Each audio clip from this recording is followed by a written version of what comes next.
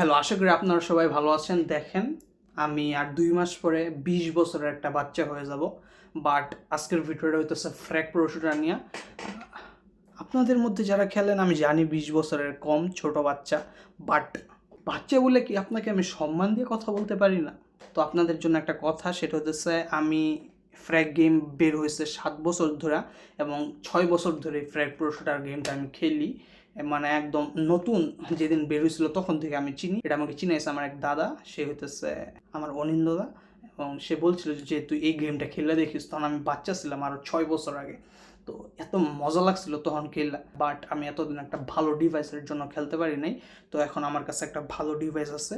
ডিভাইসের নাম হইতেছে অনর 200 এবং এটা 38K নিচে, তো বুঝতেই পারতেছেন। বাট এটাতে সেরকম স্মুথলি গেমটা চলে। তো আমি একটা ক্লাব খুলছি, ক্লাবের নাম দিচ্ছি ইউটিউব ফ্যামিলি। তো আজকে আমি আমার ক্লাবটাকে প্রমোট করার জন্য আপনাদের মাঝখানে এই ভিডিওটা নিয়ে আসছি। আমি চাই আপনারা যদি কেউ ফ্র্যাগ প্রো শুটার গেমটা খেলেন এবং ৮,০০০-এর উপরে ট্রফি থাকে, যদি ৮,০০০-এর নিচে থাকে তাহলে আগে খেলো, ট্রফি বাড়াও, মন খারাপ করবেন না।